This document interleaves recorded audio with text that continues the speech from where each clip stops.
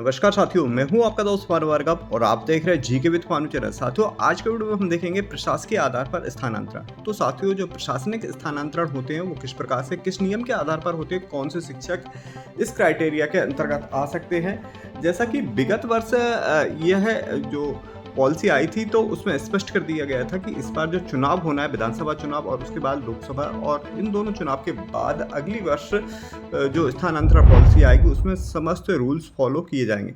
तो साथियों, जैसा कि बड़ी मात्रा में प्रशासकीय ट्रांसफर भी होना है तो समस्त शिक्षक या शिक्षा विभाग के समस्त कर्मचारियों के लिए यह जानना आवश्यक है। तो देखते हैं क्या नियम निर्देश हैं।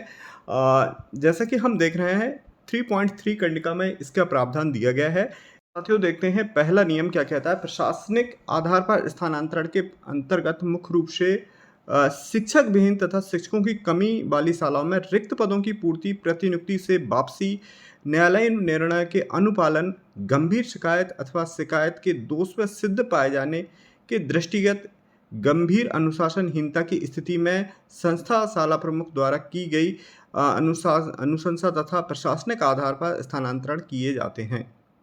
तो साथियों, ये जो प्रशासनिक स्थानांतरण किए जाते हैं वो इस कारण से होते हैं, उनकी मुख्य रूप से गंभीर जो शिकायतें होती हैं, रिजल्ट से रिलेटेड रहते हैं, न्यायालयीन प्रकरण जो रहते हैं, और साथ में संस्था प्रमुख, शाला प्रमुख की अनुशंसा पर यह ट्रांसफ़र किए जाते हैं। चलिए देखते हैं। उत्कृष्ट तथा मॉडल स्कूल तथा नगरीय क्षेत्र में स्थित हाई स्कूल, हायर सेकेंडरी के विगत वर्ष के वार्षिक परीक्षा परिणाम 60% से कम होने तथा शेष हाई स्कूल, हायर सेकेंडरी विद्यालय में वार्षिक परीक्षा परिणाम 40% से कम होने, संबंधित प्राचार्य तथा विषय के शिक्षकों के लिए उसके विषय में क्रमशः 70%, 50% परीक्षा परिणाम निर्धारित सीमा में यदि कम है तो ऐसे प्राचार्य व शिक्षक प्रशासनिक स्थानांतरण शिक्षकों की कमी वाली शालाओं में, दूरस्थ शालाओं में भेजे जाते हैं। तो साथियों, इससे स्पष्ट हो गया कि जो शहरी स्कूल के हैं, शहरी स्कूल है उनमें 60% परीक्षा परिणाम होना चाहिए बोर्ड का 10th और 12th का। वहीं ग्रामीण क्षेत्र के जो हैं उनका 40% से कम नहीं होना चाहिए रिजल्ट। साथ में सब्जेक्ट टीचर का भी दिया गया है इसमें। तो ऐसे शिक्षक भी प्रशासनिक ट्रांसफर के अंतर्गत आ सकते हैं। नेक्स्ट है, प्राथमिक माध्यमिक विद्यालय में शिक्षकों को भी न्यून परीक्षा परिणाम के आधार पर प्रशासनिक स्थानांतरित किया जा सकेगा। आयुक्त तो लोक शिक्षण इस हेतु आवश्यक मापदंड निर्धारित करेंगे। तो साथियों, जो प्राथमिक माध्यमिक शालाओं में पदस्थ शिक्षक हैं उनके लिए भी न्यून परीक्षा परिणाम के आधार पर प्रशासनिक ट्रांसफर दिया जा सकता है। अन्य प्रशासकीय आवश्यकता की दृष्टिकोण अपरिहार्य स्थिति में प्रशासनिक स्थानांतरण किए जा सकते हैं। तो साथियों, प्रशासकीय स्थानांतरण ऐसी कंडीशन में भी किए जा सकते हैं जहां आवश्यकता है शिक्षक की, वहां पर भी। नेक्स्ट अगला नियम देखते हैं। प्रशासनिक स्थानांतरण द्वारा संख्यावार, विषयवार रिक्तियों को ध्यान में रखा जाकर के पदस्थापना की जाएगी। जिन शालाओं में संख्यामान, विषयमान से अतिशय शिक्षक पदस्थ हैं उन्हें शालाओं में पदस्थापना नहीं की जाएगी। तो साथियों, ऐसे स्कूलों में पदस्थ नहीं किया जाए जहाँ पर सरप्लस टीचर ऑलरेडी पहले से है, तो उनकी आवश्यकताओं के आधार पर ही इनका जो स्थानांतरण, प्रशासकीय स्थानांतरण किया जाएगा। नेक्स्ट दिया गया है, प्रशासनिक आधार पर स्थानांतरण करने के पूर्व सुनिश्चित किया जाए कि उक्त स्थानांतरण से शाला शिक्षक विहीन न हो पाए। ऐसी स्थिति में प्रशासनिक आधार पर स्थानांतरण करने के पूर्व किसी अन्य शिक्षक की पदस्थापना सुनिश्चित की जाएगी। तो साथियों, यह भी ध्यान रखा जाएगा कि कोई प्रशासनिक ट्रांसफर किया जा रहा है तो उसमें ऐसा ना हो कि जो शाला है वो शिक्षक विहीन हो जाए। तो ऐसा अगर किया जाता है तो उससे पहले किसी शिक्षक की व्यवस्था की जाएगी। नेक्स्ट देखते हैं, उत्कृष्ट विद्यालय। जैसे कि इसमें अगला जो नियम दिया गया है कि उत्कृष्ट विद्यालय, मॉडल स्कूल तथा सीएम राइज विद्यालय में विभागीय परीक्षा के माध्यम से पदस्थ किए गए शिक्षकों का कार्य मूल्यांकन सामान्यतः 5 वर्ष के लिए किया जाएगा।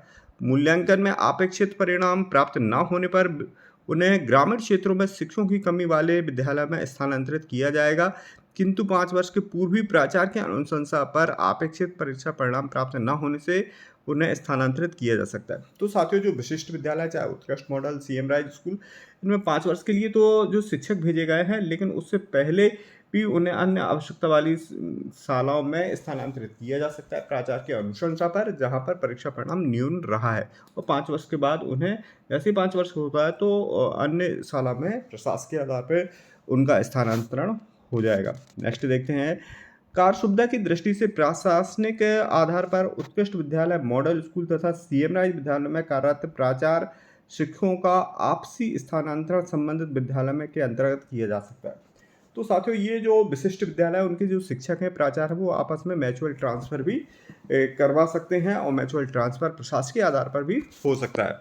नेक्स्ट देखते हैं, विभिन्न विभागीय कार्यालयों में सामान्यतः 3 वर्ष से अधिक समय में एक ही स्थान पर कार्यरत विशेष रूप से क्रायो स्टोर स्थापना शाखा में जो कर्मचारी व अन्य कार्यालय शाखा में कक्ष में पदस्थ किया जा सकता है। तो ये 3 वर्ष के आधार पर इनमें आपस में इन्हें पदस्थ किया जा सकता है। प्रशासकीय आधार पर समस्त प्रशासनिक आधार पर स्थानांतरण विभागीय मंत्री के अनुमोदन उपरांत आयुक्त तो लोक शिक्षण द्वारा ऑनलाइन जारी किए जाएंगे। तो साथियों जो प्रशासनिक स्थानांतरण ऑनलाइन होंगे। साथ में प्रत्येक पद संवर्ग वर्ग प्रतिबंधित अवधि एवं प्रतिबंधित शिथिलीकरण अवधि में मिला करके अधिकतम निम्नानुसार स्थानांतरण किए जा सकते हैं। तो साथियों जो ट्रांसफ़र होंगे वो मुख्य रूप से कितने हो सकते हैं, अधिकतम 20%, अगर 200 से कम है और 200 से अधिक है तो करीब 15% यह स्थानांतरण किए जा सकते हैं। अब देखेंगे साथियों हम जैसे कि 3.3 ये कंडिका प्रशासनिक आधार पर स्थानांतरण थी, वही 3.4 कंडिका में प्रतिबंधित अवधि में प्रशासनिक आधार पर स्थानांतरण जो होगा वो उस। तो साथियों अब देखते हैं प्रतिबंध अवधि में प्रशासनिक आधार पर स्थानांतरण कौन से हो सकते हैं महत्वपूर्ण बिंदु को उसमें। जैसे कि प्रतिबंध की अवधि में प्रत्येक वर्ष कंडिका 2.5 में उल्लेखित संवर्ग विशेष के लिए स्थानांतरण की शिथिलता अवधि में को छोड़ करके किया जा सकता है। प्रतिबंध अवधि में प्रशासकीय आधार पर स्थानांतरण कंडिका 3.3 के जो 1, 2, 3, 4 नियम है उसके आधार पर किया जाएगा। वही प्रतिनियुक्ति से वापसी के प्रकरण में प्राचार्य संवर्ग तथा उनके कनिष्ठ पदों के स्थापना आदेश अनुमोदन उपरांत आयुक्त लोक शिक्षण द्वारा शेष पदों के लिए शासन स्तर पर किया जाएगा। तो साथियों प्रतिनियुक्ति वापसी से रिलेटेड इस प्रकार के मैटर में किया जाएगा।